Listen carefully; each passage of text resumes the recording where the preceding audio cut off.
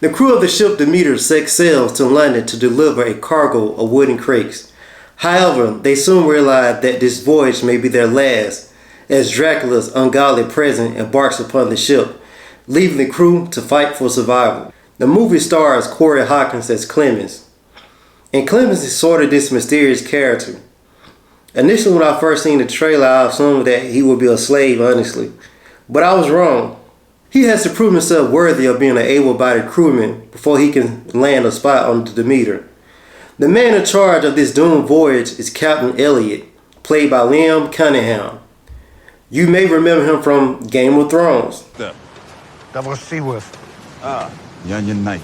Before the crew even set sail, there's at least 2 individuals that warns them that if they make this trip, they're doomed.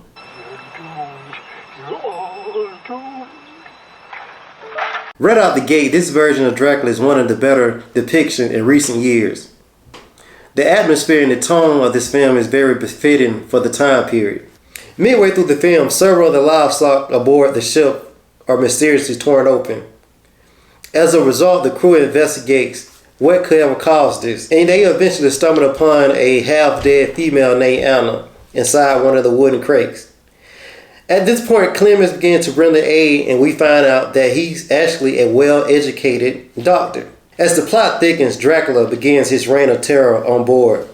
For me, it would be a terrifying ordeal to be trapped on the ship in the middle of the ocean with no means of escaping. As for Dracula, this has to be one of the better versions depicted on screen. He's more so in creature form, but I think that's what makes him more horrifying.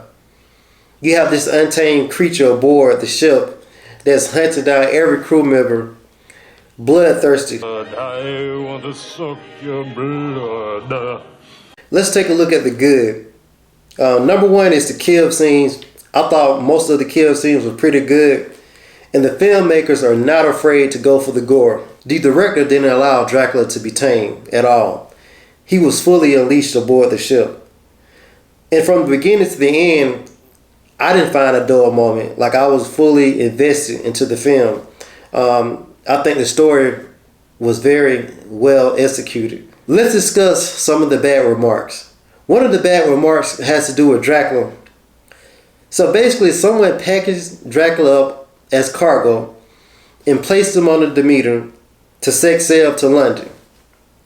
In the third act, you will see Dracula has wings and he's basically flying all over the ship. Keep that in mind. So my question is, if Dracula has wings and can fly from point A to point B, why the hell did he need to be packaged on the ship when he could have just flew to London from the beginning? That is a good question. Another bad remark is the crew's lack of sense of urgency. Livestock are being killed, shipmates are vanishing, but no one devised an immediate plan of action to A, kill Dracula, or B, try to escape from the ship. Now, they don't implement a plan until it's damn near too late.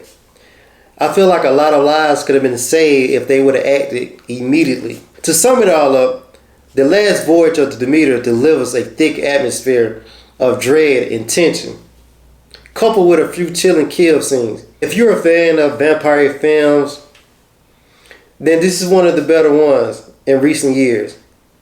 Thanks for attending Samhain School of Horror. Class is dismissed.